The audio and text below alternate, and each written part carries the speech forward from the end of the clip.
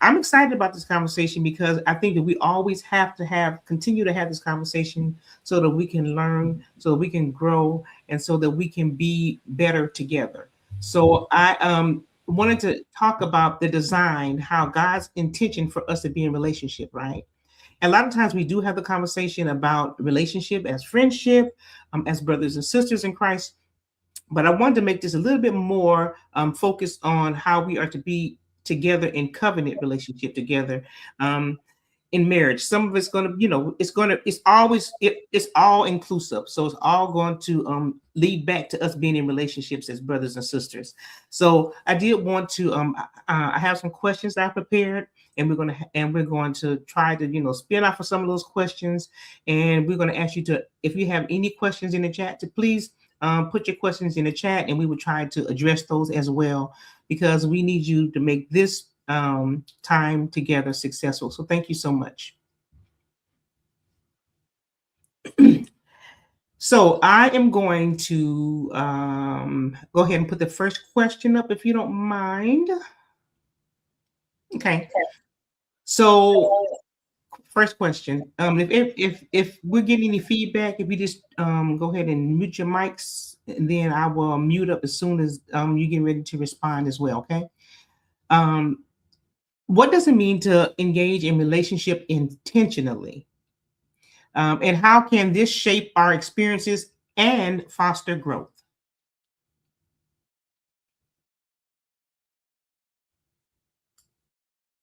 I guess I'll go. So when I read this question, I had to think about the definition of intentionality or intentionally. And what surfaced from that is being purposeful, being mindful, and being proactive about what I am that I'm doing, not just male, female, but just all my relationships. And that the way that we connect with others. So I have to have clear communication when I'm speaking to my brothers and sisters, my mama, my dad, my sisters. And also in the space of that, I have to understand that I have to set certain boundaries as well, because the boundaries are going to help protect what's inside, and be present.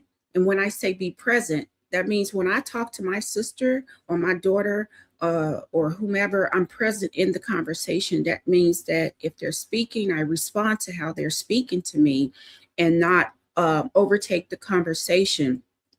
And so there is a level of understanding and trustworthiness that I develop as I'm being intentional. And the example I have of that is Nathan and David. Their relationship was intentional. And just like Jesus and the disciples, those are intentional relationships that Jesus built with his disciples for them to become disciples. And so it just took me to Proverbs 27:17, iron sharpened iron. So as I am being intentional about what I'm doing with my relationships, I am too being sharpened as well. I'd like to take a stab at this one. When reflecting on this question, I too came with purpose as well. And when I think about intentionality, I think about there's a reason and a goal behind the action. So I was looking at it from a relational situation, as in man and woman. And so it's really, why you are connecting, and what it's like, knowing the what and the why. Like, what are we doing? Giving definition to that, the reason why we're doing it. And the reason why these things are important is because sometimes there's mixed signals that can be in a place if you're not clear on the intention or the intent of a situation. So I believe that this doesn't blur lines when you actually operate in intentionality. The two parties involved there's a level of clarity that it brings.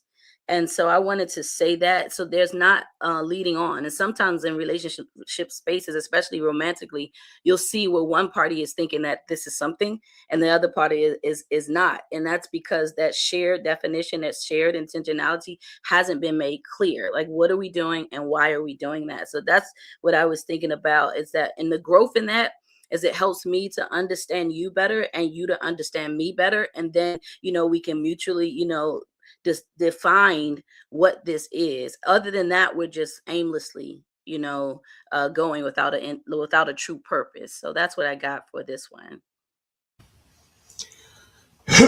I'll take a shot in the dark on this one. So when I look at the word intentionally in relationships, I think we believe relationships that don't have good turnouts don't have intentions.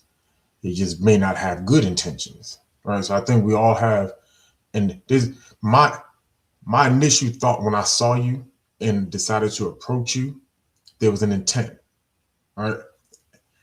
What that intent is depending on who I am and depending on how I was brought up or what I've been taught. Because when we start talking about relationships, half the problem with intentionality is, well, before I even go there, so I believe we initiate on intentions. Now, even if my intentions are good, the problem with being able to move forward in that relationship intentionally is based upon what I know about relationships.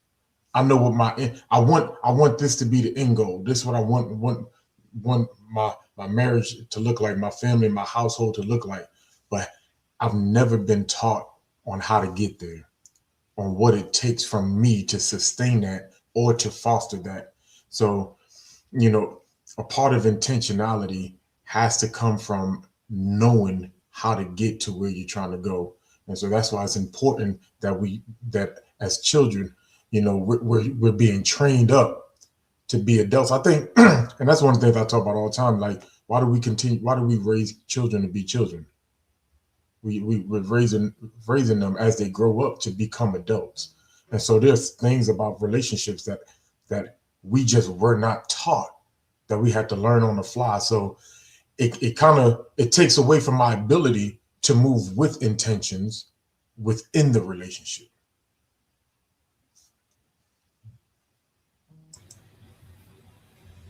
And I love it when Tawami speaks, I promise y'all, I'm sorry. When I went to look up kind of do a little research on this and what this meant as far as my thought process, is I also thought about purpose. And I thought about leaning in and understanding exactly what it is that you want to happen in this relationship, especially in a romantic setting.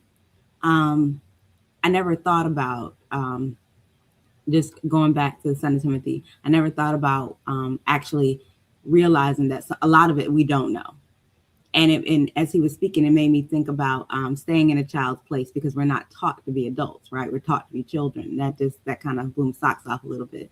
But going back to what it is that I was thinking about, is that when it comes to being intentional, you have to intentionally communicate, right? And I think that is the foundation. Intentionally stating what it is that you are actually wanting and looking for, and also listening. So stating that, but then listening for that for the outcome of what it is that you're looking for. And if it doesn't align, it doesn't align. It doesn't have to, go left. But if you are walking and leaning into your purpose that way, being purposeful in connecting with someone, then I think that the communication is the foundation of where it is that you have to be intentional about, and stop living in your own thoughts and fantasies, and actually communicate with the other person and make sure you're still speaking the same language. I'm loving all of these responses. And I mean, I don't disagree with any of them. I think looking at the first part of the question, what does it mean to engage in relationships intentionally? I think 3 things we have to understand: presence, expectations, and aligning actions with values. I think that's the first thing we look at when we start talking about being intentional. And I don't care what you're talking about. You can be intentional about your job. You can be intentional about improving your finances, be intentional about, owning a home within the next 5 years. Those 3 things will apply. So intentionality encompasses all of those things, but we have to go back and look at what we're talking about. Am I talking about expectations for someone else, or am I talking about expectations for myself? A lot of times we confuse it and we'll say, my expectations is for the other person. Wrong. The expectation should be for self, right? It is all about aligning, again, going back to the third part, aligning your behavior with your values. I have an expectation to behave in alignment with the values in which I believe. And my behavior now becomes the evidence that helps me to understand that I am not necessarily where I think that I am. Now, we can go back to the other part of it, because the other part of it is, I think, clear, is the most important part. Purpose, clarity, and oh my God, purpose, clarity, and well, let's just stick with purpose and clarity for right now. Now, when we look at purpose, again, have you come to a conclusion of what your purpose is in life? And I'm not just talking about the unified purpose. Now we're talking what you're called to do as well. Having a unified purpose, right, which every man has a duty, the whole duty of man, right? So as long as we both understand what that unified purpose is and we both believe in that, that opens the door for potential relationship. That does not define relationship right now. It just opens the door for potential relationship. And then when I start looking at this clarity, am I clear, crystal clear on the thing that I'm called to do? And then I am applying myself. I'm putting my nose to the plow, putting my hands to the plow now, and I am doing that thing. So now what you've just found in this great pool of unified purpose, now people are starting to streamline. Why? Because the thing that you put your hand to the plow to do, everybody is not called to assist you or aid you with that. So now that kind of defines that. So when it looks at when we look at this, and I'm sorry, the third part was a commitment to growth. That's what it was. I had to look back at the question. When I looked at it, that was it. The commitment to growth, which means that now complacency isn't an option. Stagnation is not available for me. And if that's the case, when you meet said person, do they have a commitment to growth? Are they growth minded, so forth and so on? If not, well, that's another one. I hate to say it this way, another one bites the dust. I'm sorry. We just got to be honest and straight clear with these things. So now, what does it mean to engage in relationships with intentionality? And how can this shape our experiences and foster growth? Relationships is a growth environment. That's it. I don't care how we talk about it. If we're not looking at relationship as an environment that forces us to grow, we have yet to understand relationship. I love every one of the responses. And so I wanted to just share as well, because when I thought about this, right, I thought about a scripture text. It's in Ephesians 5:15, right? It says, see then that ye walk circumspectly, not as fools, but as wise, when I'm thinking about intentionality, right? And so to walk circumspectly means to look around and to be fully aware of where you are stepping, where you're going in relationship, right? And that means that we stop and we make sure that we don't leave anything to chance.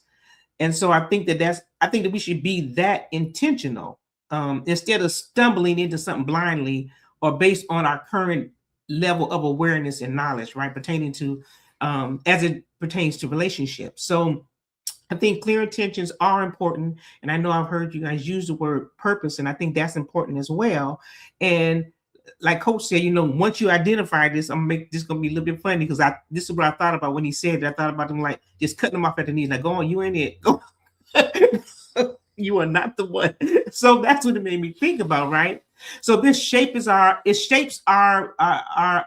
direction, and it leaves confusion out when we are intentional about entering into relationship and not into. I think Adrian used the word fantasy, because there's sometimes we enter into relationships with this fantasy of how it's going to be. And then because of that, you have your own ideal and fantasy of how you think it's going to look. And it doesn't. And then therefore there is issues that arise. So I think it's important that we be intentional as we enter into relationship. I'm sorry. Anyone else wanted to add anything to that?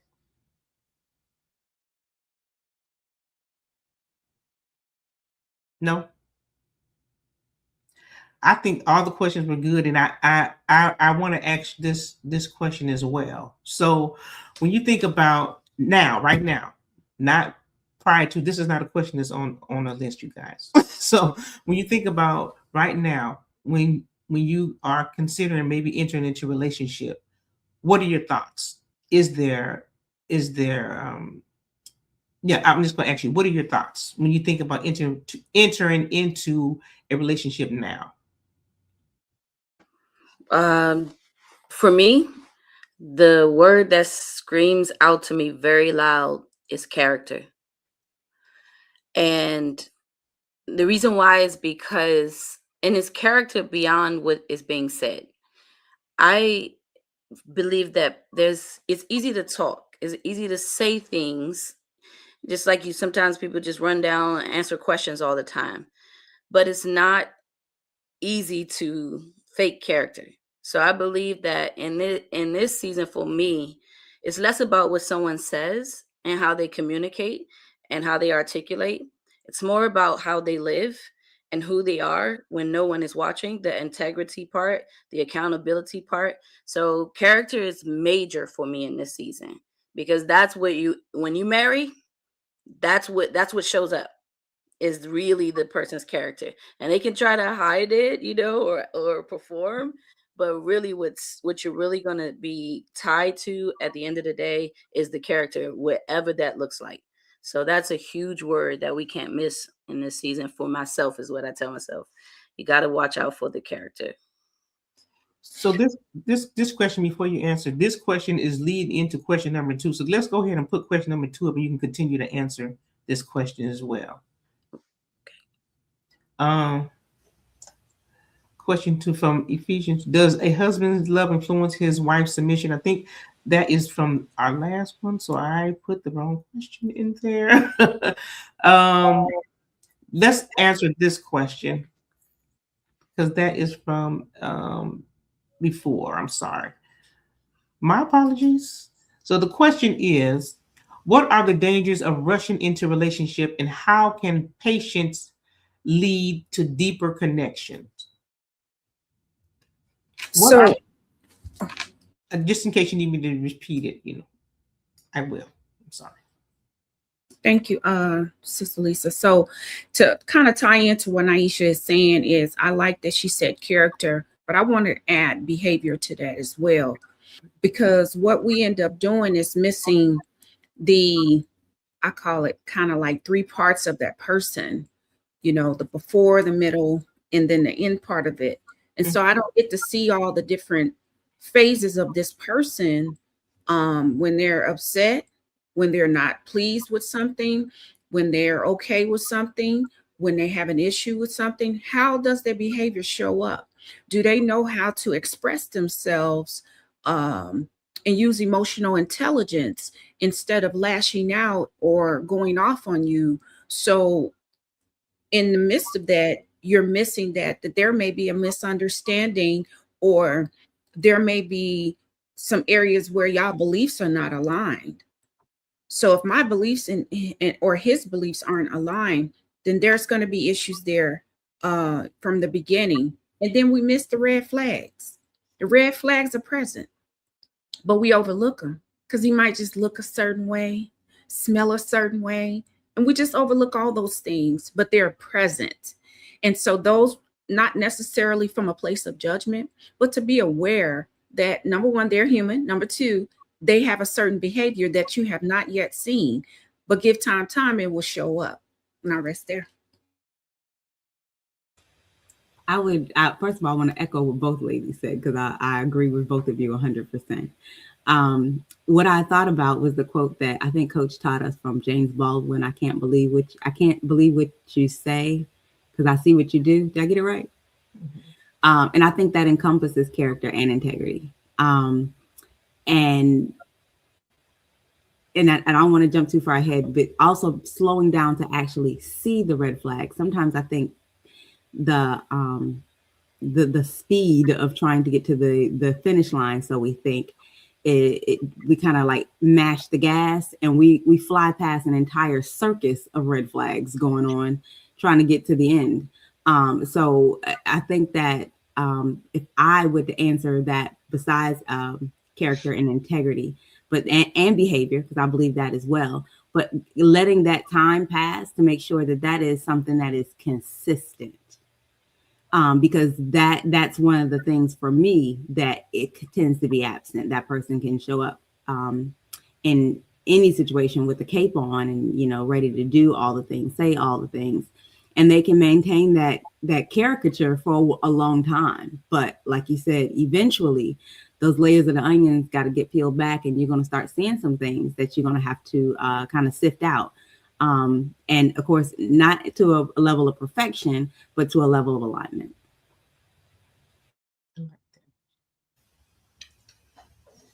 Just so I'm understanding, we're going into both questions, right? The leading question and into this. So my first initial thought of going into a relationship is, where am I? I'm not even worried about them yet because they're not there. Where am I? Am I completely healed from what just took place from the last separation? Am I completely made into where the Father is taking me in this moment and in this season? Because here's the thing that we don't talk about. When I'm in transition, I can't give you the authentic me because I'm still redefining that, because he's taking me someplace. So I have to be in a place to where, you know, I'm also giving the other person a true opportunity to choose, because he's making me over. I'm not who I was yesterday, and I'm not, and tomorrow is going to look different. He's evolving me in this season. So am I in the season to where I can take on or jump into somebody else's life and disturb what they got going on? Because I'm in a process. I'm growing, I'm healing. So where am I at? That's my first thing. So because I think that begins to set the groundwork for everything else that was mentioned, right? Before I start looking at what you believe, what do I believe? I know I believe in the word of the Most High. I know I believe in the Son. But what are those things? Because here's the thing that Isaiah, the question Isaiah asks, he says, to whom shall he give knowledge, and to whom shall he teach doctrine? Those who are weaned off the milk and off the breast, right? Therefore, line must be upon line upon line, and precept must be upon precept, precept upon precept. So if he's rebuilding me in this word, I don't yet have doctrine, because he haven't taught me doctrine yet, because he's reteaching me his word. Therefore, I can't come to you and determine if we believe the same thing. You may carry the same book, but do we believe the same thing? You know, so that I think that work on myself, allowing the Father to continue that work on me, gives me the groundwork I need to move forward. So, which I think kind of goes into the dangers of rushing into relationships. When you start into a relationship, you start finding out very early if you're prepared to move forward. And sometimes we ignore, and everybody talked about the other person. Sometimes we ignore our red flags.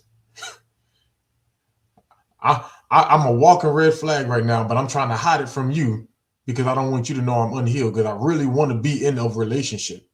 I'm tired of we hear it all the time. I'm tired of being lonely. I'm so tired of being alone. You know, we grew up on it. You know, don't judge me, Coach. You know, but we get to those mindsets that we don't recognize our own red flags in ourselves, and it is so selfish to jump into something and disrupt what you got going on. You might have finally found your place of peace, and now you back out here in the dating world, and here I am with my messed up tail trying to mess you up because I don't know where in the world I'm going.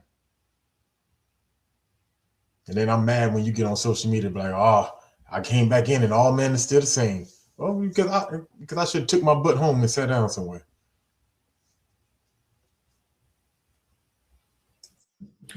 First and foremost, Gad, I appreciate you saying everything I was thinking. And I'm not mad at that, because that's exactly what I described in the beginning when I started articulating the first question. I think, number one, we got to stop listening to the doctrine of Beyonce. Yeah, I think that's where a lot of us struggle.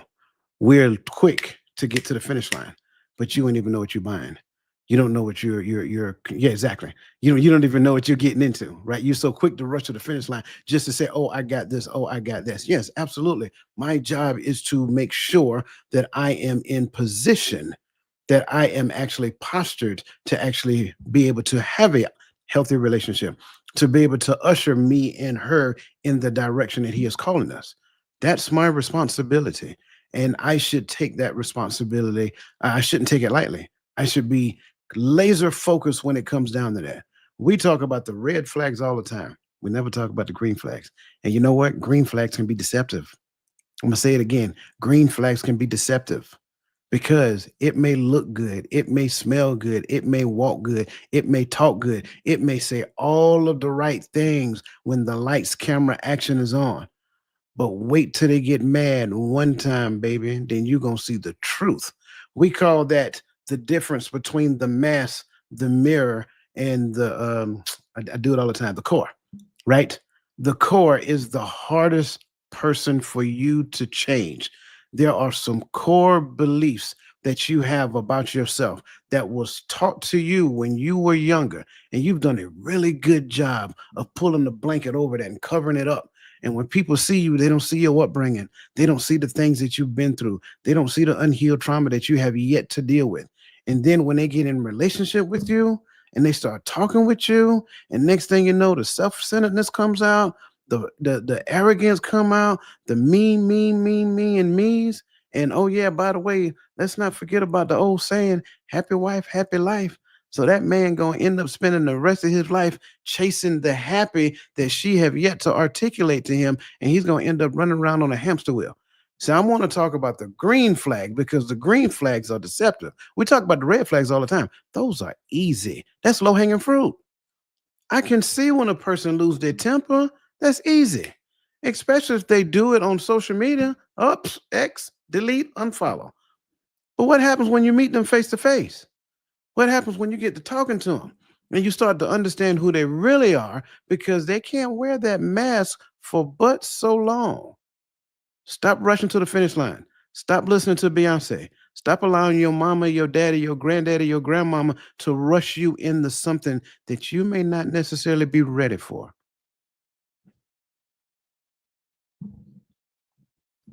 See, I'm going to agree, echo what Crystal said. This is good because these are the things that we have to be mindful of, right? Trying to rush in to being in a relationship because of what's in the core, what we were taught, what we saw, what was example before us, but not thinking about the outcome of the things that we were taught. And anything that you do in haste, anything you do in haste, I'm gonna go on the limb and say 9 times out of 10 is not gonna turn out well. Anything that we do in haste. And it makes me think of this scripture in 1 Samuel, I think it's 1 Samuel 6:17. I can't remember the exact verse, the address to it, but what God is saying that man looks on the outward appearance, but I look at the heart. And I think that we have been so desensitized about the outward appearance, and we accept anything that we see, and it's appealing to our eyes or to the flesh. So that's what we think that we should join our lives with. And then we make this decision out of haste. Don't take the time to deal with the red flags, the green flags, the yellow flag, all the flags. We don't take the time to deal with all the flags. And then we get an outcome, and then we are innocent because it happened to me. Not that I was a willing participant in making these decisions, but I'm the victim. No, the decisions, we have to be responsible for our own decisions and how we enter into everything that we do. And if we're going to be using that as an excuse because it didn't turn out the way that we wanted it to turn out, then that tells us that we cannot rush into anything hastily. We have to take our time. We have to get to know who these people are, because you can wear a facade for just, I don't think it's for a long time. I think that if we're paying attention, you can see it almost immediately. I think you can identify if a person is being authentic or if they're not. Just give time, like Coach said, his grandma will say to him, give time. Okay, so did you want to put up some of these comments or statements, Coach, that are in the chat? And thank everyone for who is in the chat participating. Thank you for everything that you're doing. So, okay, now this is good. Too many green flags can be the red flags. I agree. The people who have never had successful relationships will be the loudest ones. Hold on. In the space of advice that no one asks for. Miss Brower said everything that looks good to you isn't good for you. I mean, my dad used to say that as well. I agree. Thank you guys so much for participating in this conversation. I think it's very important. If you have any questions as we are having a conversation, please put your questions in the chat. Did anyone want to add anything from what we were saying? Are we in agreement with hasty and rushing in?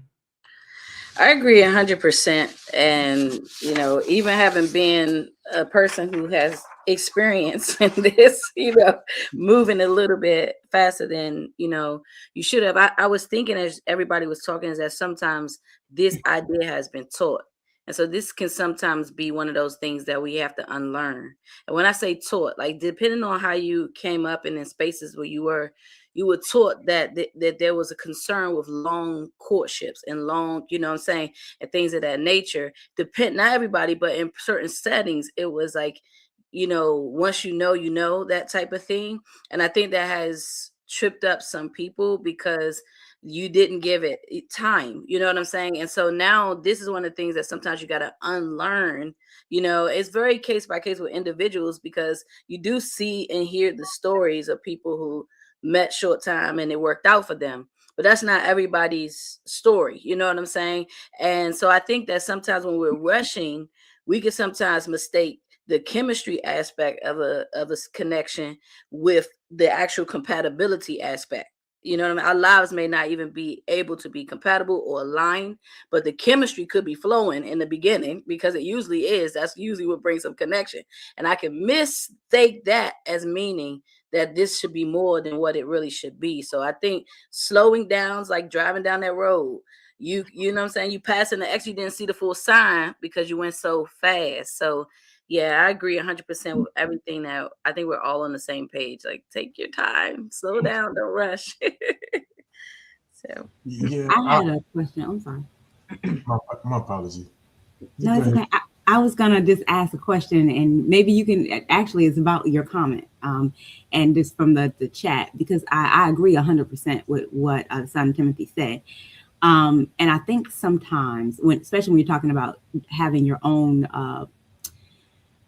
search and your own healing process, we'll use that healing process, and where you just kind of just want to be in a position to where you will be the best candidate for someone who's looking for a romantic relationship. You need to take that time out to work on yourself, do some things that are, but you still have the desire, right, for other relationships, but you know that it may not necessarily be your time. My question would be, is that how do you handle both thoughts at the same time? Like, you are not in a good space for someone, not necessarily perfect, but just not in a good space, but you still have the desire and your human needs still wants that connection. So how do you handle juggling both? Man, I see Coach smiling because I know he's going to clean this up after I muddy it. Because I can only really speak from me, right? And sometimes, in the space of things like this, men may not be the best advice giver because my thing is just, hey, the way I look at it is I have to discipline myself long enough till I get comfortable about myself to where I'm not in a rush. Is there still a desire? Yes. Half the time the desire come from, when I see somebody, I'm like, boy, hold on, wait a minute. I need to rethink this. But then I got to go tell myself, go on, sit down, go on back home, go on, do whatever you got to do. You know, I keep that main focus in my mind. But I'm a homebody in the first place. So you're not going, unless you at my job, I'm not really going out and about searching or finding people, right? So I become comfortable in my own space. Not so much that when he makes me, when he prepares me, when I get to that point that I don't want nobody to come talk to me no more. I don't want nobody to interrupt. I'm stuck in my ways. I'm not to that point, but to the point to where I'm not in a rush to go bring somebody into this space to disrupt it or to go into somebody else's space. And here's my main kicker. I understand that the Father has a plan and a purpose for me in this season, and I'm not going to disrupt that, because that's what's most important right now, is that He completes the work. And when that time comes, how do we know we're ready? That, I think, that is the real question. You know, for me, how do we know that we're at that place now that I can, move forward? I ain't say I had the answer for that one. I just said that's the real question. I think that's a really good question. I think the thing that we really don't do a good job with is trying to determine the source of a thought. So me having a desire for a thing, sure, that's an obvious thing. Me understanding the thing that I need to do in order for the desire for that thing to be a healthy desire, something totally different.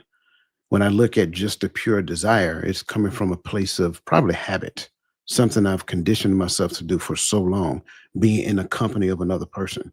And then a lot of times, and you see it all the time, you're in a relationship, then that relationship ends, and then the next thing that person jumps into another relationship just like that. Why? Because they're accustomed to being with a person, and they feel like they can't function unless they're in some type of, connection of that caliber.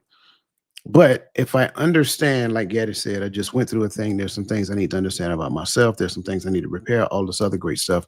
When you understand that thought, is that thought aligned with what you really and truly believe? Yes. Is this thought aligned with what I really and truly believe? But it's aligned with what I really and truly want. Perish the thought. For a while, suffer that to be so, because at the end of the day, this one does not serve you well. This one does. Put more time, energy, and effort in the repairing, rebuilding, and restructuring for yourself. For men, it's all infrastructure. Why? Because we have to shoulder the weight of the family. So if I do not have the infrastructure, you cannot put a structure on top of me and it lasts. That's the thing. So now I have to build from the inside out. Doesn't matter what it looks like, because whoever she is, she needs to be building from the inside out as well. Go read what is it? Proverbs 31. Go read Proverbs 31. That should tell you what we be looking for. Build from the inside out, right?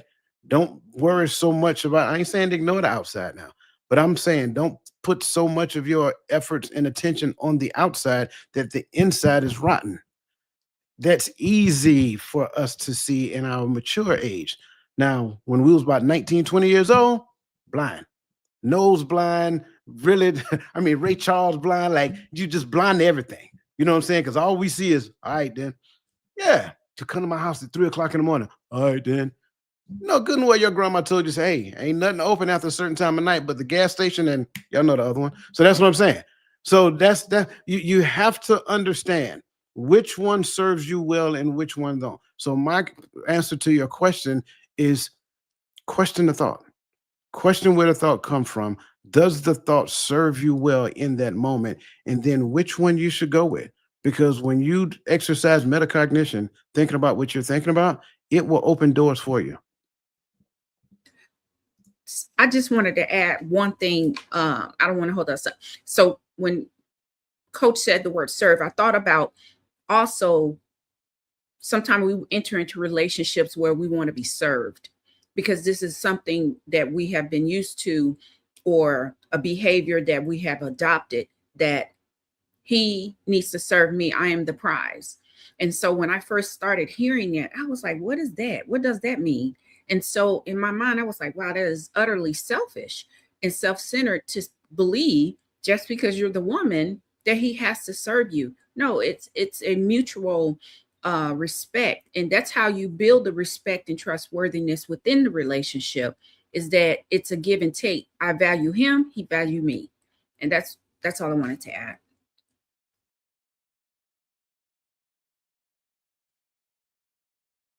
Did that answer your question, Adrian?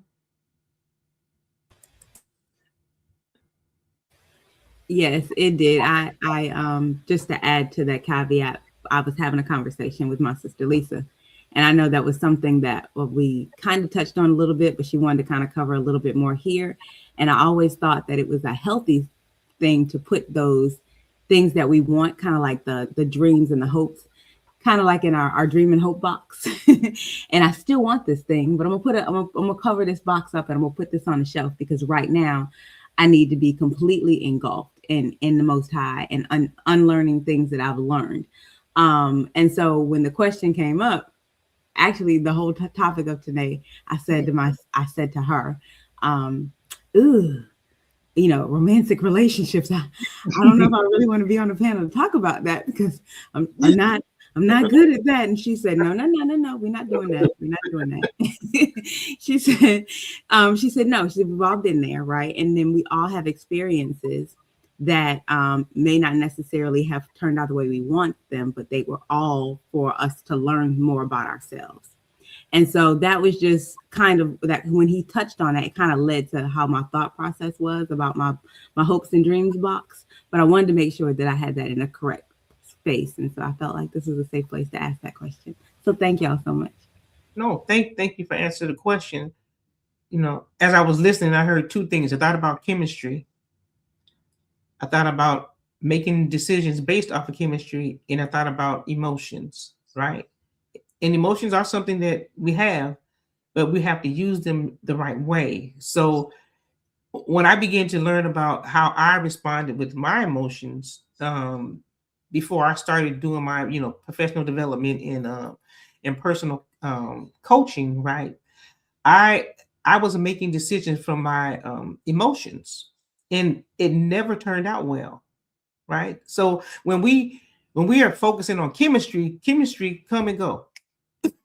It just comes and go, just like emotions, right? It's not sustainable. It's not going to last. I think someone put in the honeymoon phase. It's not sustainable. It's nothing you need to build a foundation on. Emotions, chemistry. You should not build anything on it. As a matter of fact, you don't even need to be in love. This may be a little controversial, right? Because God is love, and the way that we've been taught love is not at all what he intended for, how he intended for us to be together in covenant relationships. So if we don't, I've gone back and learned God's instructions. I'm learning. And so when I think about that time that I made those decisions from my emotions, and I went back and I saw the outcome of those decisions, because your emotions change in a nanosecond. And you're building something on that, on a foundation that is not sustainable. And so it just makes me think about how we make these decisions, how we enter into what's in our mind. Like I think Coach said something about this is our core belief. This is what we believe. And we're making decisions for something that we need to throw in the garbage personally, right? We don't need to continue to make decisions from there, because now we have the outcome that we have. So just wanted to add that, because I think sometimes it's not easy to hear that the decisions I make are my own decisions, and I'm responsible for those decisions. And so I need to make sure that I don't blame somebody else for it. That's not always easy to hear. And I'm saying this especially for women. This is the Hearts of Women podcast, especially for women. We don't take accountability for the decisions we make, and we blame and we point fingers at the other person, but we had a part in it as well. So we have to begin to take responsibility, and we have to use forethought in making these decisions, and not make them from a place that is not sustainable and is not a good solid foundation. Go ahead. I'm sorry. Yeah, I just want to say this real quick, because what I don't want is somebody on the outside listening and they say, well, they're saying that my desires are wrong and I shouldn't have them. That's not what we're saying. Yes. I want you to understand and I don't know, I'll talk about me. I'm 52 years old. When I was young, driving a car was different because it was all about me getting from point A to point B as fast as I possibly could. I'm not going to leave that last part out because that last part is important because it articulates the maturity of the person driving the car. So point A to point B as fast as I possibly could without getting a ticket. That was the goal, right? And so I do remember one time when because I had 2 stints at college, y'all, 2 different eras. My first stint wasn't so successful, just so y'all know. I remember going to class one day and I was late and it was raining and I was driving an old Blazer. And I went to make a turn and my tires started spinning. So I kind of whipped that bad boy around like the Dukes of Hazzard and stepped off the gas a little bit. Then I hit the gas again and came out that turn. And everybody in the yard was looking at me and said, man, that boy can drive. You know what I'm saying? That was cool. But in your older age, not so much. You take your time and you enjoy the scenery.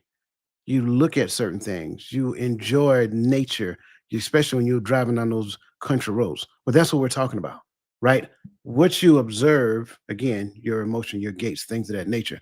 When I was driving at a high rate of speed, I couldn't see nothing. I was just focused on looking to the left or right, looking for the cops, making sure that no one wasn't hiding behind the bush, looking for the red light, stop before, and then punch it when it's time to go. If hey, listen, I was driving a stick shift, I red line that bad boy from first to second, and I would skip third and drop it in fourth and be gone. It's a difference. That's what it's like when your desires are running you. You're driving at a high rate of speed and you're redlining. But once you learn to pull back off the clutch, right? And then become mature. Now, when you start to change gears and allow some of those desires to come up, they don't overtake you. They don't control everything, right? Those desires are now measured, and now you get to enjoy the scenery. I just want to say I registered with that so well, and we are very clear on how your driving used to be now. Thank you for explaining that. But one of the things I thought about was the risk. The risk, like when we were younger, like you said, that young driver, we were very, open to taking on a lot of that risk. We didn't really think about the consequences in those moments, right? It was really about the thrill and about getting there, like you said. But when you have had some experience in a space and you've had some experience on the road with your analogy, now it's different. Like back in the day, it was nothing to hop on a motorcycle and go. But nowadays, you're thinking about it a little bit more. You're thinking about the risks of, not only what can go well, but also those things that could go wrong if I make this decision. Because as time goes on, certain decisions become more costly, and so you have to weigh the cost and you have to count the cost. You understand what I'm saying? Because, it really is different now. And so that's what I was hearing as you was talking, is that as you mature and as life lessons and wisdom sets in, you start to measure the risk of it all. And so it's not necessarily always bad, but sometimes not taking this time is too risky for us to skirt past these things in this season, right? So I think one of the things that this goes with for any finance people out there, they say the same thing with your investments, okay, and the 401k space and all that stuff. When you're younger, you need to invest more in the stuff that can go crazy at any times.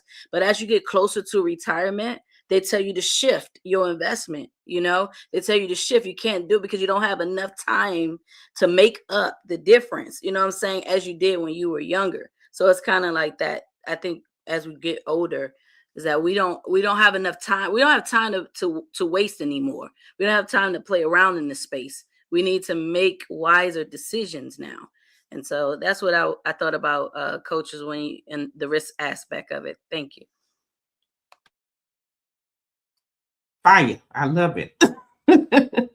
I love it. No, and I hope that we are those who are listening are getting something from it as well. So thank you guys for all of your input. I really do appreciate it. And we're at question number 3. So we usually are on here until we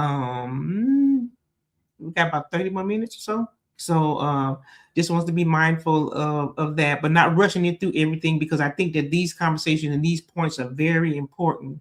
And so we want to make sure that we are addressing them completely and not rushing through anything. Okay, so question number 3: how can understanding our own heart's motives improve our interactions with others in relationship? And I think I'll start this one off, if you don't mind. So it made me think about, when I think about the heart, right? Um, and what the Word of God says pertaining to the heart. Um, the heart can be deceitful. That's what the Word of God says, right? And and it says desperately, and who can know it? And so it made me think about, we all, I think we addressed part of this already, but I think it's so important for us to continue, to tease this out as well. So we often trick ourselves into thinking that our motives are pure when they might be selfish, when we're entering into any type of relationship. And so that's why we have to, guard our heart. And I think Coach mentioned the metacognition. Think about what you're thinking about. What's your intention? What's your purpose in this, right? What are your motives? And how can us taking that time to do that improve our relationship with others? And we talked about forethought as well. I think that is so important, that we take the time. I mean, go through the entire scenario, right, in our minds. If I do this, then what's going to happen? What's the outcome based on the relationship that I have with this individual person? So that, I just wanted to add that before you guys jumped in and answered this question. So I was thinking about my old Army times and what I do now. So we have a thing called a deliberate risk assessment. And so when you do that risk assessment, it's deliberate, because it's going to, pretty much address all the safety issues that may arise. So thinking about this question, I thought about being deliberate, being clear, and with my values and my beliefs when I'm entering into the relationship, right? And so therefore there isn't any left or right, that I can go. They're clear and they can understand it. Now at that point in time, they can say, well, I don't know if I deal with that like that, but I think being very forthright, upcoming with the person and letting them know where you are in your life. Not giving them your resume, but just giving them where you are as far as your beliefs and your values. And so that way it kind of shapes and molds the relationship of where it may be able to go, because now we're in agreement that we both have this likeness.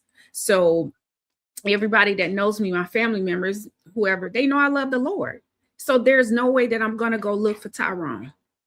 And Tyrone's still in the streets. Tyrone's still doing everything that I don't agree with. I'm not going to do that.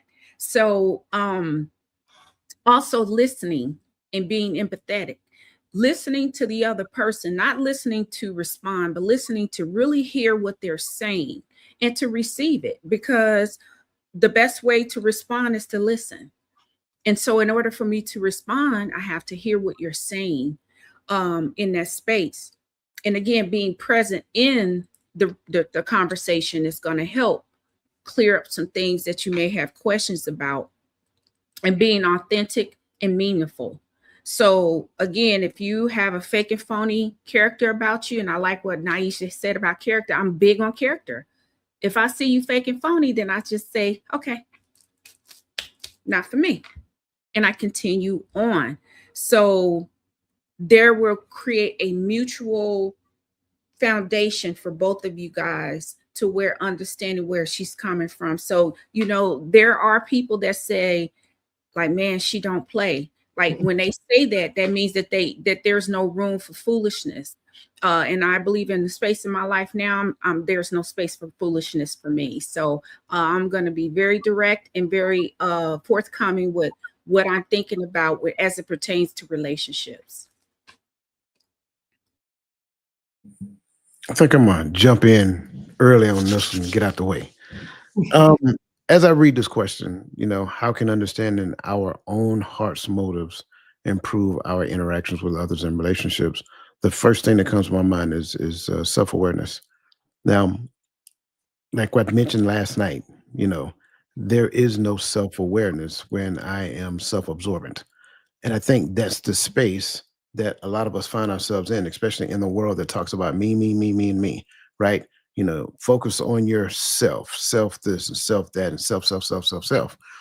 Well, for me, when I consider this, understanding my heart's motives, I kind of mentioned it previously, what I believe, what I actually do, understand that there's a gap between the two and help me to better shape what I am doing, so that it's more in line with what I believe, not from a space of compliance, but from a space of transformation. And so that's the key. As long as I am focused on self-reflecting, constantly self-reflecting, conducting introspective exercises to where I understand what it is that I'm really doing. Like, what's my focus? Like, where am I moving in this space in time? What's important to me, so forth and so on. Once I do that, then I should be at a space to where I operate from a degree of genuineness. Like, no one is 100% genuine. I don't care who you are, right? I love you. You're wrong if you ever said it. No one is 100% genuine, but you try to get as close to 100% as you possibly can be, so that now when you enter the space of relationship, and this is our relationship now, when you enter the space of relationship, you are considering what the relationship needs, not what I want, what I need from you, what I want from you. No, that's not why you're in relationship. You're in relationship, hopefully, to serve. But if Amen. the first thing that comes out of my mouth is what I want, what I need, what I desire, me, me, me, me, and me, then I do not understand relationship. And I need to sit down for a second, take some time, conduct self-reflection, do some introspection, and then point it at, I'm gonna go back to my brother here, point it at a prescribed doctrine that focuses on transformation. Amen. Fire. That's good. That's good. Did everybody answer that question? I was going to come off and just say that Coach put it very, very eloquently, but I was in my mind, I was thinking my own heart's let me make sure I say it right. My own heart's motives, right? So when I kind of took that apart, I thought about if I'm just talking about me, I want to lean in with service. But is that what my heart is, right? And Coach said it in a way that I never thought about it before, but I was kind of leaning into that. I may be thinking service, I may be doing service, but is the motive in my heart service? Mm-hmm. It kind of flipped it on me a little bit, right? And because I've my own person, I don't have any children, I've never really had anybody depending on me. Everything I've pretty much done has been kind of self-serving, even though I am in service to other people. I mean, just, being transparent. So because I know that's in there, and I'm glad that Coach said that about being 100% genuine, because I know that that's there. It's like, then I started thinking about, as far as the heart and why the Bible says guarding your heart. In my mind, I'm thinking because I don't want it to be hurt, but really and truly, because I need to figure out what's going on in there, right? So if I understand that there's a part of the heart that is, that has a selfishness in it, and that has to be weeded out, then I need to understand that also that the intention of the heart doesn't necessarily always align with what's going on in the mind. Mm-hmm. So I thought about that. And then as, the son of Timothy talked about, where you are in your own life and what it is that you absolutely need despite your desire, then that puts me right back into the place of understanding that what I'm thinking may not necessarily mean what I'm desiring, and why it is so important to protect that and guard the heart. And that's what I love about this question, right? It goes backwards to where I was there.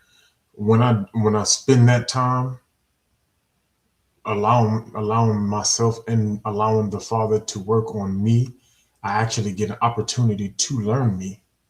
And I think that's the space where I can now be honest with myself about what a relationship means to my life, to my walk. Like, and because here's the thing.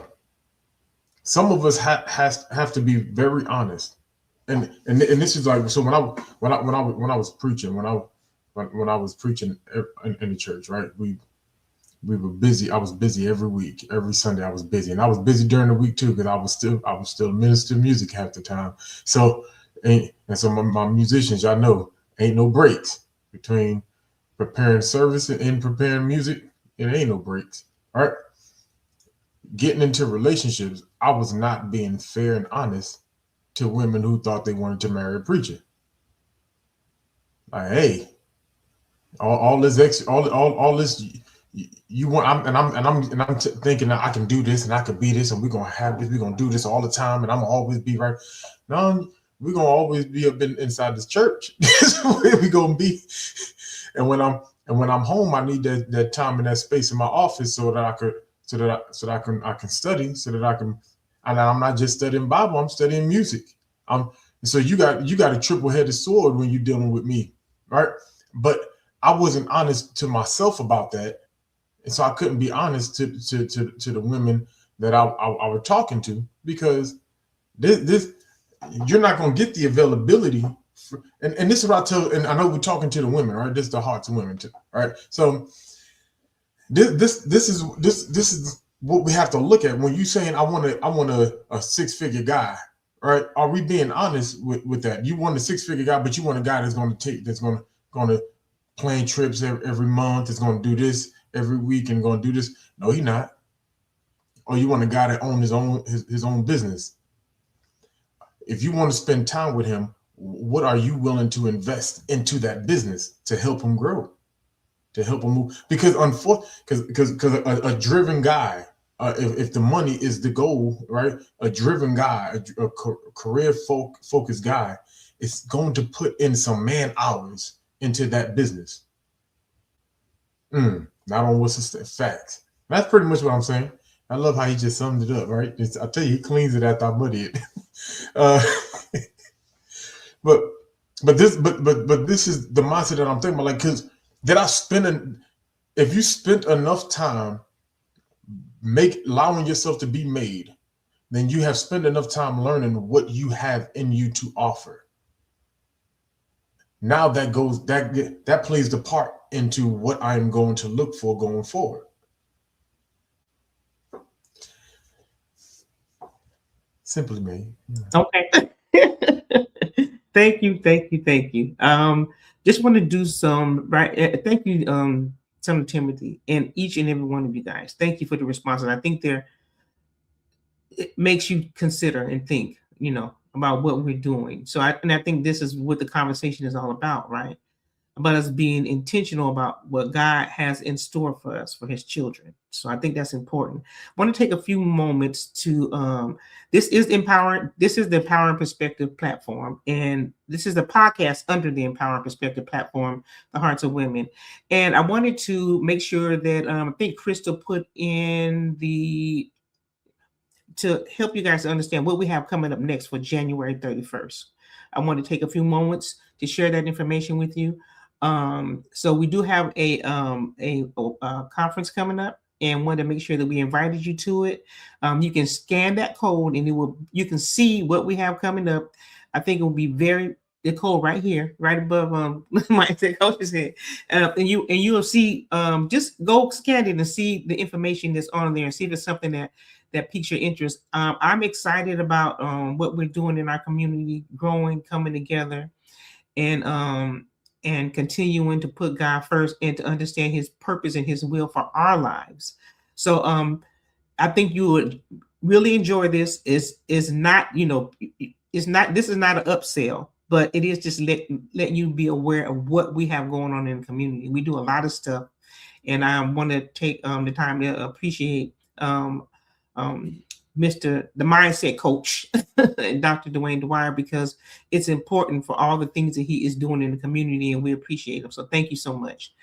I wanted to add that because I think everyone who is listening in, if you guys go scan that code and see what we're talking about, I think you'll really enjoy that time that we're setting aside for this event for January 31st, and it's on a Saturday as well. So please, if you are able to join us, check it out. and then reach out to any of us and let us know your thoughts, or if you have any questions. Okay, so we're almost coming to the end, and I want to go ahead and set the order for us to get ready to close out. We're going to do one final question. The next question number 4, we're going to do that question, and then we're going to do our final thoughts, and we're going to start with Gaddy. Go around and up, and I will to Coach after everyone else, and then I will close it out. But this is our question, okay? So this, just want to make sure, this is the final question? Yes. Okay. We ain't gonna have time to do another one. I don't think. Yes, this is the final question, and then final thoughts after the final question. Gotcha. Okay. So, what role does financial stewardship play in building a strong marriage, and what does the Bible say about managing money? What you doing over there? Say it. Just say it, because I don't. What are you talking I'm about? requesting Sister Naisha to go first. That's all. Okay. No, because she that's right. The money man. Okay, so let me ask the question one more. So we know Naisha's going first on this question. She's gonna set the room in order. Okay, so what does financial stewardship what role does financial stewardship play in building a strong marriage, and what does the Bible say about managing money? I feel like God has a sense of humor. I am not surprised about starting here. Listen, so I'd like to first thing, how people like to say that money isn't everything, right? People love to say that. And deep down inside, we know that to be true. It's not everything. But at the same time, we can't dismiss that it is something, right? And that's why I like to tell people, like, no, money is not everything, but money is something, and money is important. And in the space of a marital relationship, you want to know how we know that this is important? Because this is one of the one reasons why marriages fall apart. So we cannot continue to allow people to think that it means nothing in a relationship, because it's tripping a lot of people up. The reality of it is it's not everything. It shouldn't rule over you. It shouldn't be the guider. No, but you cannot dismiss it. You do have to press into those areas to gain understanding, because of the fact that what we're tripping up off of is the mismanagement and the misunderstanding of how we are going to handle the finances when we come together. But before we come together, there's already some management going on in financial spaces, or the lack of, that we need to know and we need to understand before we cross those markers. Because a lot of times people are skewing over this subject because the love and the like is so high. And then you wake up and you're in this situation and you're like, wow, I have connected myself, or I'm that person who mismanages money all the time. That individual has connected their life with me.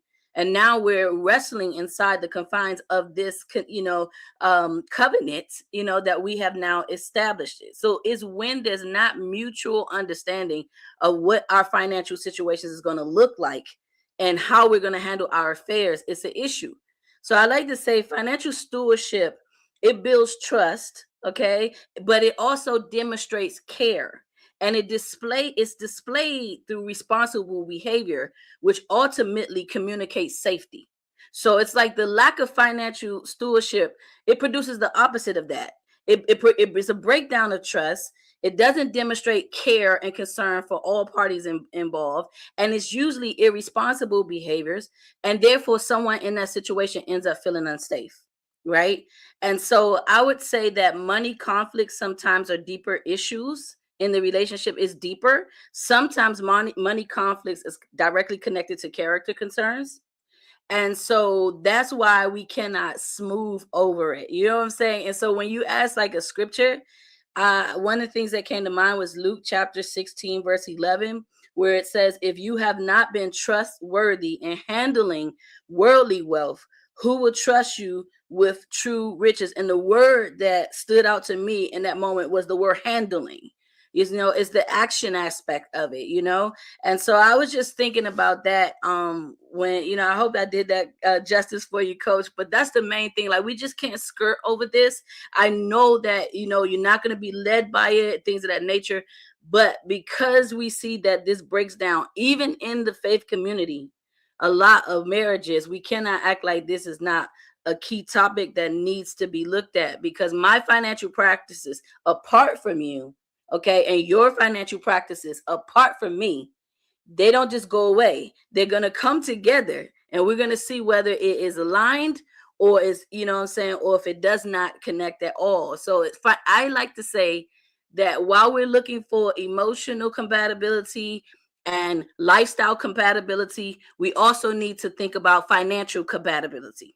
That's what I'll digress right there. Thank you.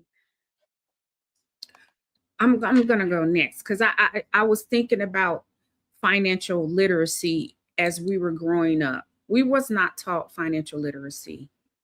That wasn't a dinner around the table kind of conversation. We were taught to work, earn a wage, and pay your bills. And that's where most of us came from, or we came from the notion that you work hard, things we eventually turn around. And I know watching Good Times, for me, I was like, they never going to get out the projects, because it just seemed like they just always had bad luck. Even if James got a good job, he'll lose it the next day. So I was like, wow, is this how it works? But understanding that when a couple is together, them being together and financially like monitoring their money, it's a spiritual walk as well, because God not only, provides increase, but he won't increase if he sees that we're not able to manage what we have already. And I believe that if I'm not managing my money properly between the husband and wife, then we'll be stuck or we'll chase our tail. I thought about Amos 3:3 as it pertains to that scripture. And it says, can two walk together except they be agreed? So again, you have one that may have a space of financial literacy and the other one doesn't. That is a conflict, because in my mind, I should be able to spend the way I want to. I work, but that's going to have to come from a conversation where you both get on the same playing field and understand how finances can disrupt the relationship. And I wanted to also say that it comes with a priority, understanding the priorities as well. And then it builds trust, and it also builds discipline within the relationship as it pertains to the finances too. So I think none of this I ever learned in my first marriage. We were young and we had money and we spent, and not thinking about later on in life how that money could help in other ways. We just wasn't there because that's not something we were taught. So not blaming our parents, but just merely the fact that we have the opportunity now to teach our children financial literacy, or just talk to them about finances and understanding when they enter in a relationship with another person, that it's a responsibility, and you don't get to bring all that baggage and how you mismanage money into the relationship. It's not fair to the other person. So that was my thoughts. I love that this question said financial stewardship and not just talking about money specifically, right? Because that goes into showing the responsibility or the responsible nature that you ought to have into looking at money. I think this conversation becomes a hot topic because we have this aspect of you have to provide this specific life that only, that only 1% of the population lives. And I don't think people look at that, because we allow what we've done. And this goes to a lot of what we talked about today. We live in this society to where everything seems glamorized. And so that alone plays a major part into the mindset that goes into the large mismanagement of money in today's society, because everybody's trying to fly out everywhere. Everybody's trying to wear the high price this, and everybody's trying to do this and want the freshest sneakers, want to wear. But that leads to poor money management. If you're trying to keep up, when I was young, the old folk used to call it keeping up with the Joneses. All the Joneses I knew was just as poor as me, so I didn't know which ones they were talking about. But so we have to get to a place to where we actually create true expectations, right? So the expectation is if you're a woman saying the man is going to the man needs to front 100% of the lifestyle financially, then the question is, what kind of lifestyle are you willing to have so that he could do such things? Oh, well, that's why you only date what? The 1%? That means you girlfriend number 12. Because most of them guys got 4, 5, 6, 7, 8 of them. And half of y'all ain't the wife getting the money. So let's just be honest about it. Right? So if we're talking about the majority of our population is making 60 and below, we need to curb our expectations. And that's the first part to me of stewardship. So we need to curb our men. We need to curb it.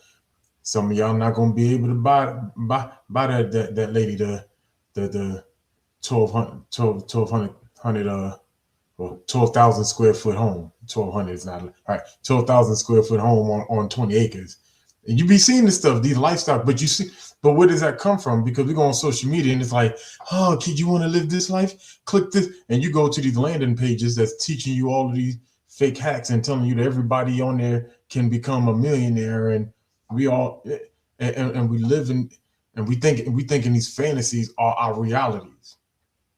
They are not the majority's reality. So first curb our expectations. And now let's begin to work from there. Now my question is, what do our finances look like going forward from here? What are the smart decisions that we can make? Right?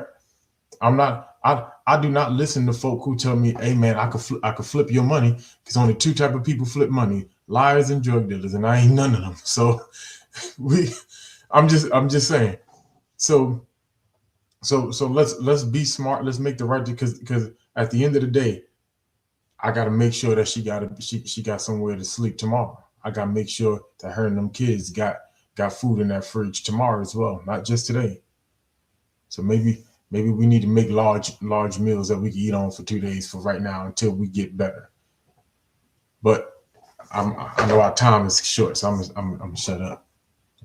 I just want to plug right here, if you don't mind, Coach. I'm gonna let you go. But if you want to buy that 12,000 square foot house, call me in South Carolina, North Carolina, Georgia. I'm just saying, I got you. Shameless plug, by the way. Shameless plug. Hey, I threw the assist, so do I get any that?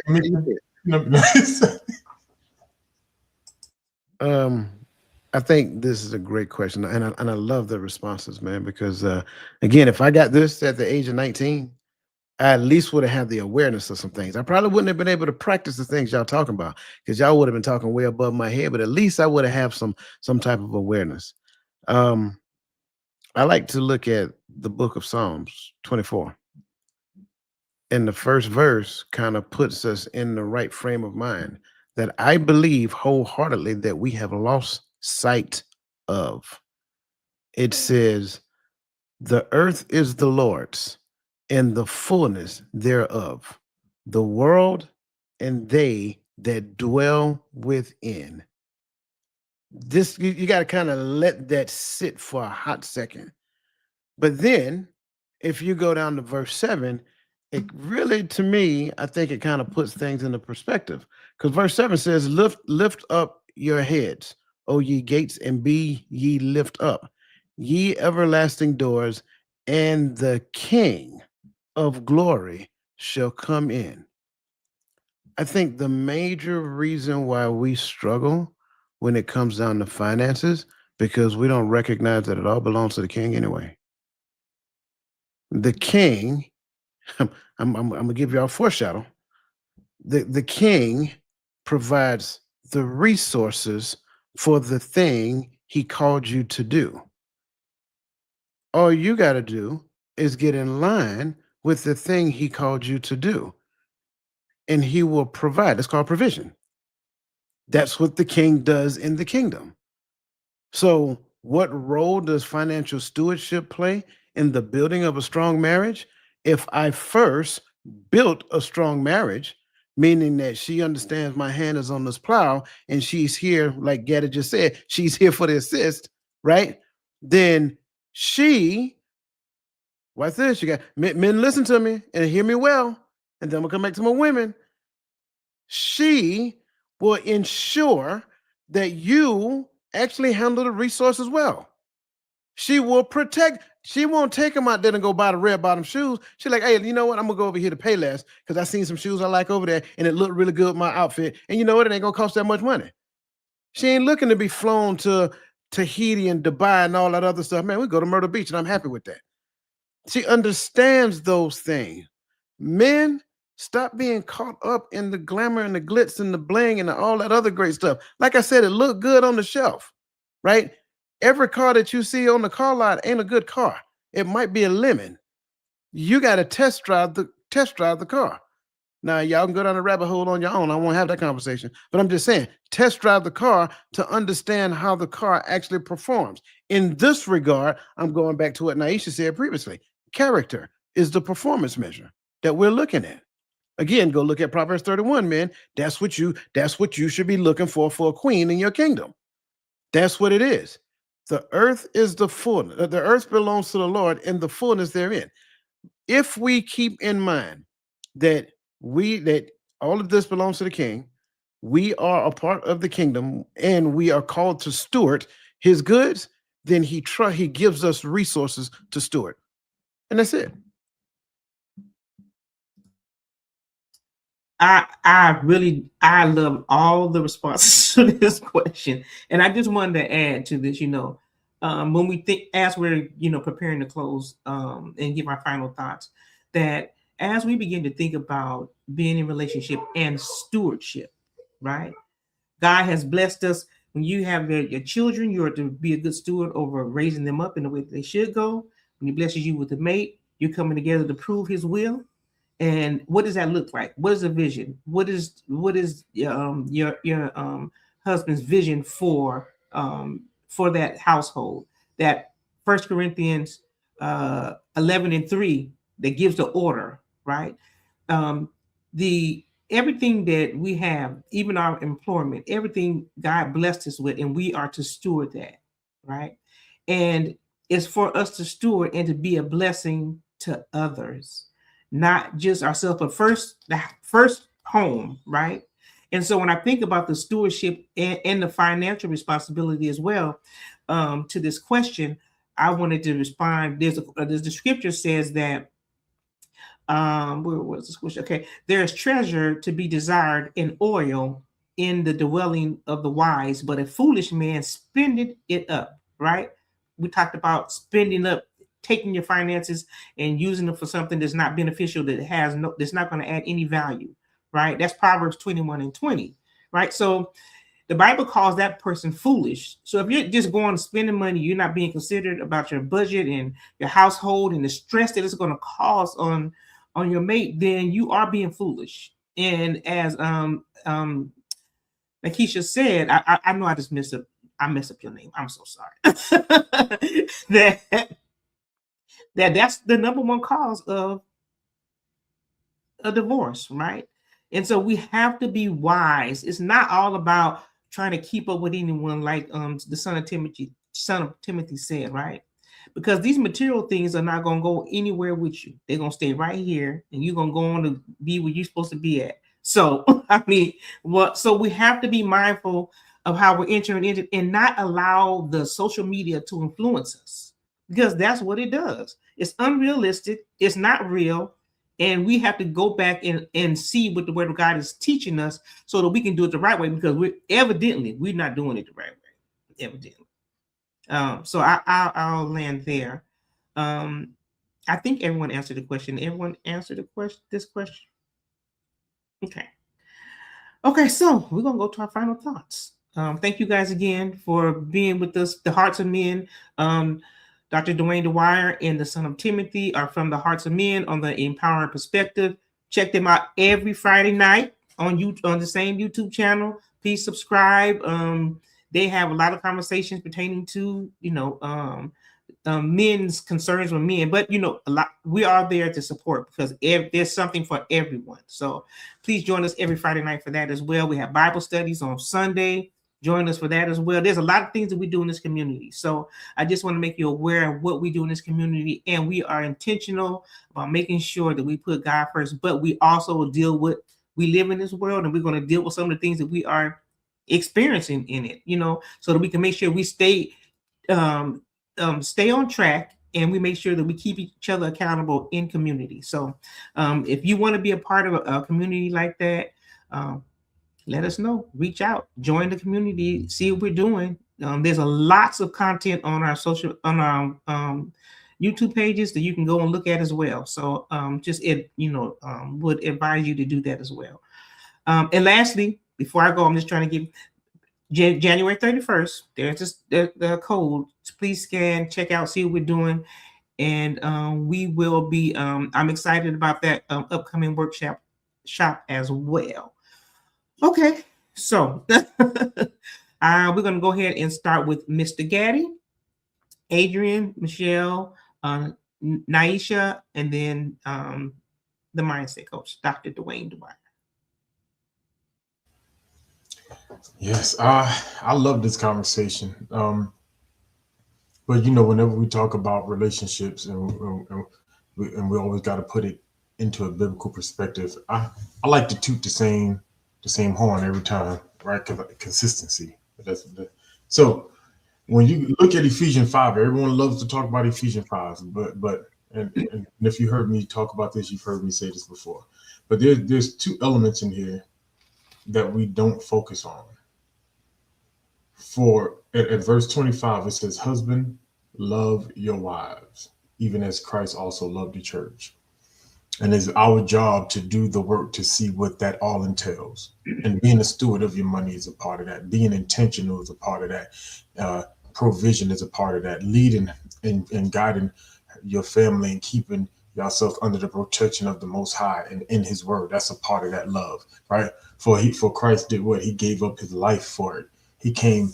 The scripture says that He, finding not robbery to be equal with God, came down and to put on, the fleshly armor of man, right? So he gave up His life to be the groom, the bridegroom to the church, right?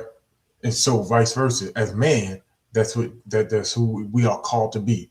But as wives, women, go back up to verse 22. Wives, submit yourselves unto your husband as unto the Lord. I think we do very well when we understand that the commandment of love from husband to wife, and the commandment of the wife is to submit yourselves unto your husband.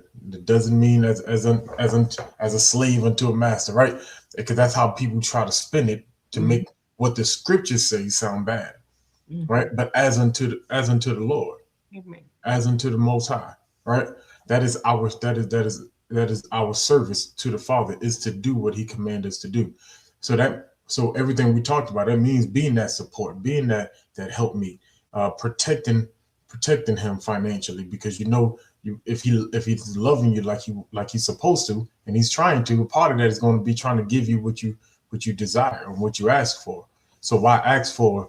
Who said it? Somebody said, why ask for the red bottoms when y'all got JC Penney money right now? We're gonna get.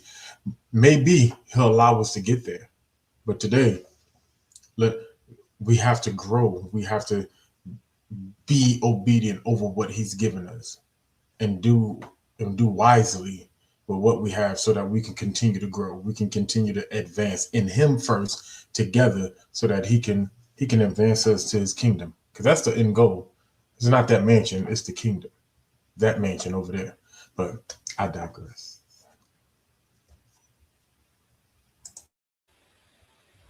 I I truly, truly enjoyed this conversation today. I thought that it was impactful, it was helpful, and it allowed us to see some things more aligned than the things that the world has taught us or that society currently is trying to push upon us. The one thing that I'm going to take away from today is definitely being self-aware. And I believe that when we focus a little bit more on being really aware of what it is that you have going on, before you start trying to align yourself with someone else, making sure that you are a good steward of finances, making sure that you do have the correct heart intention, making sure that you are aligned with what the scripture says that you should be when in looking for the person that that you believe that the Most High would have you to be with. Being self-aware and understanding exactly where you are is so important before you start to connect and covenant with someone else. So I know that Gaddy, whom I love to hear him talk, he's always very inspirational. But also he talked about Ephesians 5 and breaking that down, which is very important. But if you are in your single season, also looking at those first 4 books of Ephesians 2 and making sure that we are sifting ourselves and making sure that we are holding up that mirror to make sure that those things are also not a part of our lives if that's not the direction that you believe the Most High would have you to go. Continuing to grow in your individuality so that when you come into covenant, you can grow together, which is so important. I know the phrase falling in love is so important, but don't fall because it hurts. Make sure you're growing in love. And with that being said, have a wonderful afternoon. I wanted to thank the Voice of Reason, Sister Lisa, and Coach for allowing me to be a guest today. I greatly appreciate it, and I do not take it lightly. So what really resonated with me during this conversation and beforehand was the owning up to my own heart's motives. And so I wanted to read scripture, Jeremiah 17:9. It says, the heart is deceitful above all things and desperately wicked. Who can know it? And so understanding that the essentials for building a God-honoring relationship, scriptures teaches us that what flows out of us to others is shaped by what lives within us. And I believe that. So again, going back to the notion of I have to look inward first. I have to do the self-examination. I have to do the work prior to believing that I can enter into another relationship or a relationship with another. Bringing my old baggage and my beliefs and my fallacies with me, it won't do anyone any good. So looking inward first and doing the work is going to be a much better notion than just believing that I can come as my old self into a relationship. And lastly, allowing God to refine who I am. Brother Gaddy said that beautifully. I love that. So being transformed is key, and allowing him to transform and mold me into the product that he wants me to be, so that way that it is a betterment for not only the relationship, but it is pleasing to him as well. That is what I thought about as far as the motives of the heart. Thank you so much.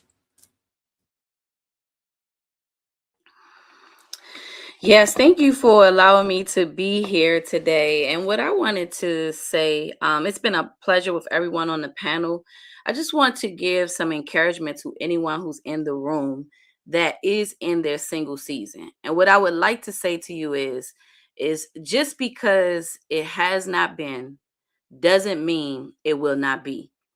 And I just want you to know that and be encouraged by that, because sometimes when you're waiting, it's a real, desire. And what, like Coach said on today, we're not telling you to cancel your desires, but I'm telling you to continue on in your process with God. If you need to heal, allow him to heal you. If you need to develop in a certain area, allow him to develop you. In your single seasons, you're not sitting idle. There's a work that's going on in you and in your heart in this season. And you have to allow God to do the work, and there's a preparation. But guess what? There's also a preparation that your partner is going through too, you know? So starting with self first, you know, under the contents of God and the framework of what the word of God says, you can never go wrong. So you're not sitting idly, you're actually allowing him to move and work inside of you in the midst of your waiting. Okay. So remember, just because it has not been doesn't mean that it will not be. God bless each and every one of you. And thank you for allowing me to speak today. Like everybody else, I greatly appreciate this conversation. I want to start off by saying a lot of times we were trying to play the game that we didn't know the rules to. Um, I believe for the most part, we have joined the thing, and I'm just using that loosely. We've joined the thing and we literally skipped the foundational education of that thing and attempted to jump all the way to the collegiate aspect of it. And we were struggling because we did not necessarily understand the foundational aspects of that thing that we were trying to exercise. Relationship is collegiate level work. I'll say it again. Relationship, and I'm not talking about college as we know it in the world. It is collegiate level work in the scriptures, but we miss the foundational training. If you didn't get the foundational training, understanding what the law is in the beginning, then it did not position you and posture you properly so that when you accepted the gift of God, which is salvation through Christ Jesus, it did not posture you properly to be the expression of your understanding of who he is. And more importantly, for you having a good understanding of who you are.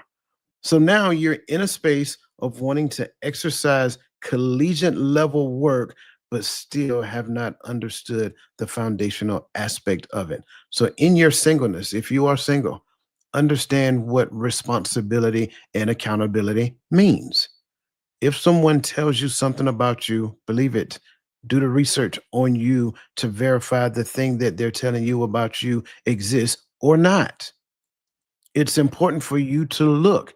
Don't reject everything you hear about you because 9 times out of 10, you are rejecting the fact that you have blind spots. Everybody has them. A lot of us live in this life through the lens of entitlement, and they believe they deserve everything under the sun, but they have no measure of sacrifice for anything that they receive. That's not relationship.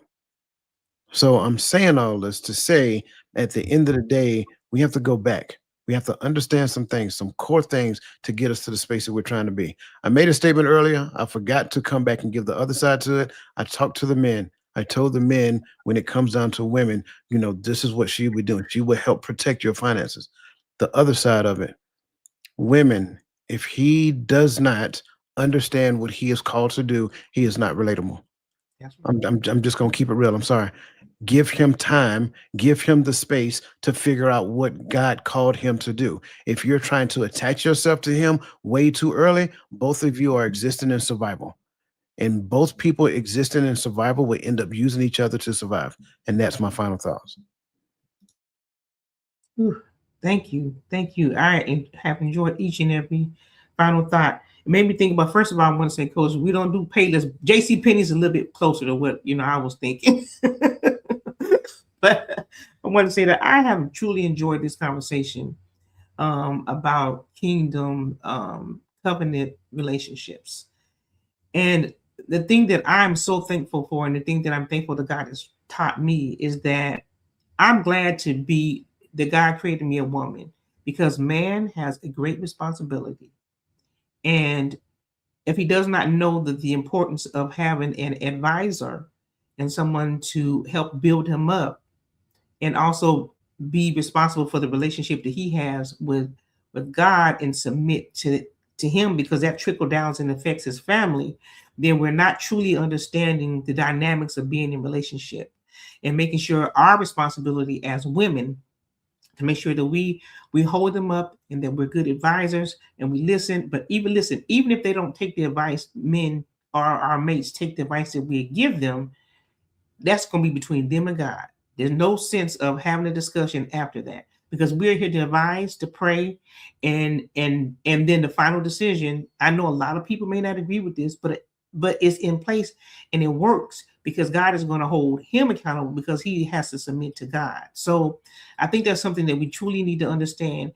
And also that intentionality is understanding that men are going to cultivate, they're going to strengthen, they're going to teach their families, right? And I think that's important. No one's going to come to you complete as well, right? But you have at least had that done some work or tried to do some work on yourself, because that's not acceptable. Taking me as I am. I hear that statement all the time. You know, you're going to accept me as I am. No, I don't have to. I'm not going to, because I understand what God says in his word that I need to look for in a mate. And so that's very important that we be intentional about joining our lives with anyone else. And I think that's very important. So I just wanted to say that, and thank you guys again for this conversation. And as you take me back to the screen with everyone else, I want to ask them a question. So we have requested for part 2 of this conversation because we did not finish it. So I have to ask the Hearts of Men and ask Miss Nisha and Michelle if they would come back and join us for part 2 of this, and that would be in February. I'd be happy to come back. Yes, absolutely. Put you on the spot. I would be honored. I would be honored, sis. Okay, Mr. Gaddy, I got to ask him because I know he'd be busy. I'm gonna commit now. Okay. Okay. Dr. Dwight. I'm in. Overwhelming response for part 2, by the way. Just so Okay. Okay. Thank you guys so much. I really do appreciate it. I think what was you saying, Coach? I know you were messaging over there. You're doing some hand signaling. No, what I just said, overwhelming response for part 2. Okay, part 2. Okay. I know Michelle wanted to do a shout out to someone. You're on mute, Michelle. Thank you, sis. Mhm. I wanted to say to my dearest sister, Tanya Williams, happy birthday. I love you, and we're grateful to God that you're here with us. Thank you. Thank you so much. I thank you, Tanya, for coming and participating and being in the conversation with us as well. Well, guys, I thank you for staying with us. We usually do this for an hour and a half, but I thank you for staying with us a little bit longer, and enjoy the rest of your Saturday. Thank you.